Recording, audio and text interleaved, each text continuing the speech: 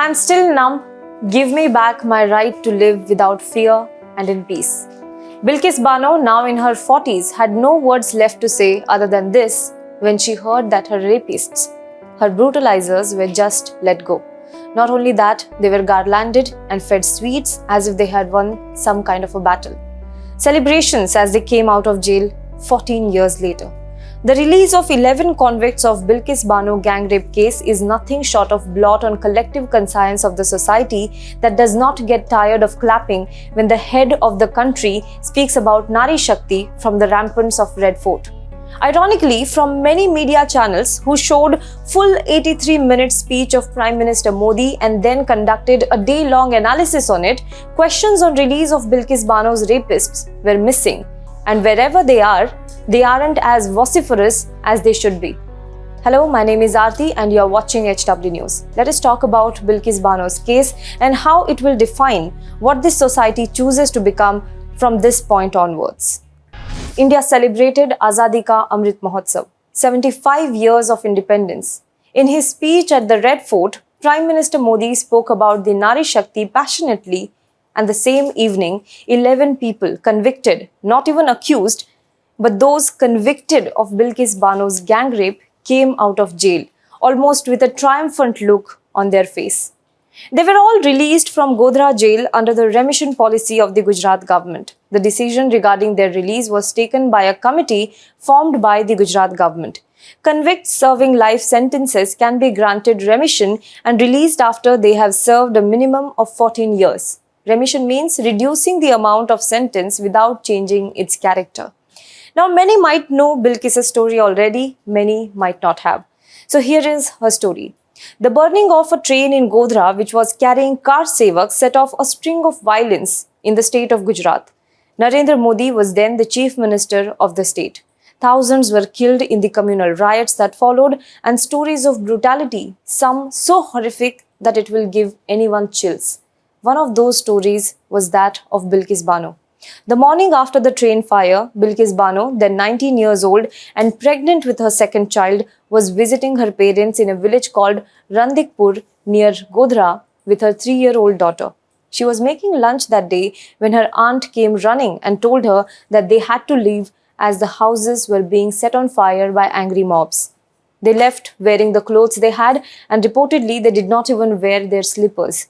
Over the next few days, the group of 17 people, including Bilkis Bano's daughter, sister, cousins, nephews, etc., moved on feet from village to village, either taking shelter in mosques or at the residence of kind Hindus. However, one day, while they were moving to another village where they felt they would be safer, they were stopped by a group of men. Bilkis says these were men who were neighbors in the village she grew up in, whom she saw almost daily. They beat the group black and blue, snatched her 3-year-old daughter and threw her off to the ground, smashing her head onto a rock, killing her.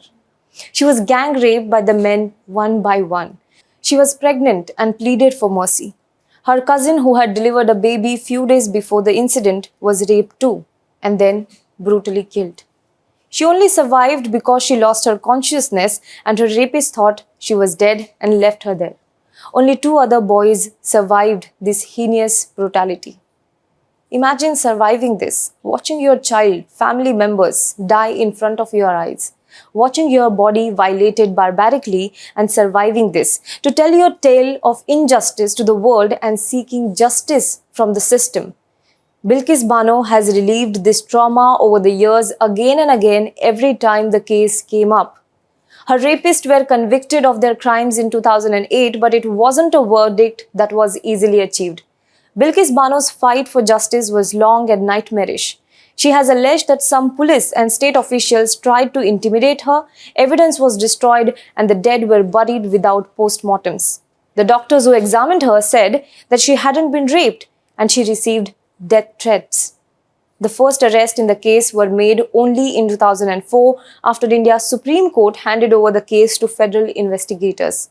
The top court also agreed that courts in Gujarat could not deliver her any justice and transferred her case to Mumbai. Her fight for justice was difficult for her family members too. They have had to move home nearly a dozen times. During her trial, there were calls for death penalty for her rapist. But when Bombay High Court awarded them life imprisonment, she said that she only wanted them to understand what they have done and that she wants to see them in jail for life for what they have done. Rasool, her husband, after the release of her convicts on Monday, told Indian Express, "The battle we fought for so many years has been wrapped up in one moment." And that is what it is, undoing of justice.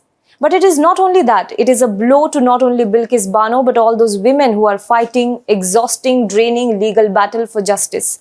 For women, these legal battles don't come easy. It comes at the cost of judgment of a society, sometimes prejudice and hindrance of the system and mental trauma of relieving it again and again. But they do so for the sake of justice. You see, for someone who had had brutality of this kind happen to her, it must have left a scar for her life. The justice, there is no way any punishment to her rapist would be a closure for her. It only comes as an assurance, solace that in the eyes of injustice, there is somewhere she could turn to and seek punishment for those who wronged her. She trusted the democracy and the judiciary of this land. Her battle only gives courage to other victims of such crime to pursue these cases legally, to have faith in the judiciary. And she asks this in her statement. How can justice for any woman end like this? I trusted the highest courts in our land. I trusted the system and I was learning slowly to live with my trauma. My sorrow and my wavering faith is not for myself alone, but for every woman who is struggling for justice in courts. No one inquired about my safety and my well-being before taking such a big and unjust decision. Give me back my right to live without fear and in peace. Please ensure that my family and I are kept safe. At last, I have one question. Like the government readily gave the 11 rape convicts their life back, can they give the same to Bilkis Bano?